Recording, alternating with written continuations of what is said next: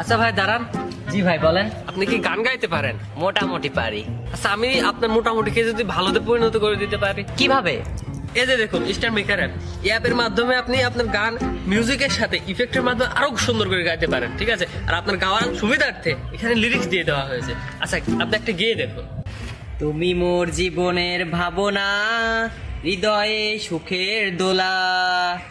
এই নেন ভাই। আচ্ছা শুনুন। তুমি মোর জীবনের ভাবনা, হৃদয়ে সুখের দোলা। তুমি মোর জীবনের ভাবনা, হৃদয়ে সুখের দোলা।